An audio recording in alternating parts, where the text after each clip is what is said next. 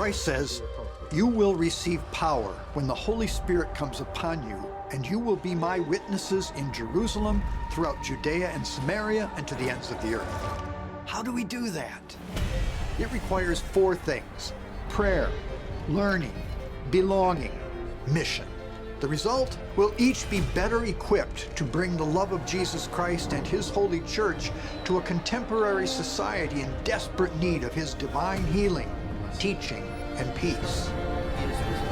I'm Bishop Earl Boyea of Lansing. Join me on this year-long journey as week by week we master how to respond to that call of Jesus Christ to each of us. This is Be My Witnesses.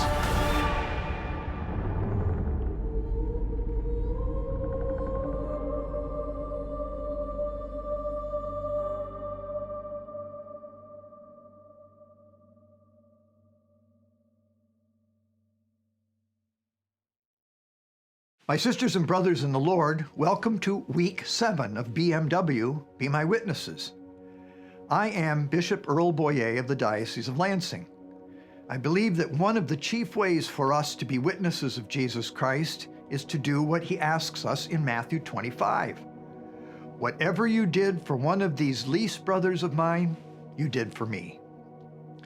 St. Paul VI once wrote, "Modern man listens more willingly to witnesses than to teachers, and if he does listen to teachers, it is because they are witnesses." So, let us exercise one of the corporal works of mercy as a way to be such witnesses. God tells the prophet, "Cry out full-throated and unsparingly. Lift up your voice like a trumpet blast. Proclaim to my people their transgression." This is in response to the confusion of the people who were fasting and wondering why God was not answering their prayers. God was very clear. "Is this not rather the fast that I choose? Is it not sharing your bread with the hungry?" After a long day of preaching, Jesus was aware that the folks were hungry. The apostles were ready simply to dismiss the crowds to fend for themselves. All those people were, after all, able-bodied. They could care for themselves. And besides, the apostles had little themselves to share. Jesus does not let this opportunity go by unchallenged. With what little they have, they are to feed the hungry. All 4 Gospels record this event, this miracle of the loaves and fishes. Now clearly, we have come to see this as a prelude to the Eucharist. But at its most basic level, Jesus was feeding the hungry and teaching His followers to do the same. It is very easy for us to become accustomed to hunger in the world, even in our own backyard. The great story of the rich man and Lazarus is a warning of behavior we should avoid. If we are blinded to those around us who are hungry, it shall not go well with us. The best lesson comes from the story of the prodigal son. When the son saw that he might perish from hunger, he returned to his father, ready to become a slave. He was not allowed to do so. Rather, he was loved as the returned son. We must be looking for those who are hungry, so that we might serve them as beloved sons and daughters of God, as Christ Himself set before us. St. John Paul II, in his encyclical Dives in Misericordia, laments the condition of hunger in the world.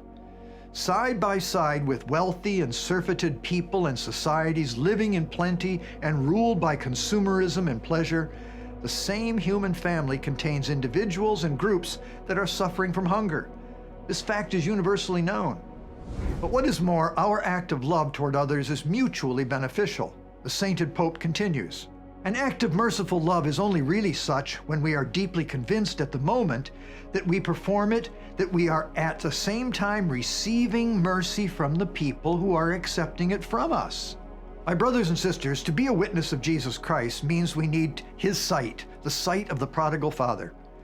May we notice how often we may avert our eyes so that we do not see. See how comfortable a practice that can become. Perhaps it is that we only have a few loaves and fishes. We should not give in to that tendency to shrug our shoulders at the little we have. We are only asked to do what we can. So, for this week's challenge, seek out an opportunity to feed the hungry in any way you are able to do so. Even better, try to engage someone else in this ministry with you. Be Jesus and serve Jesus. Until next week, may God bless you.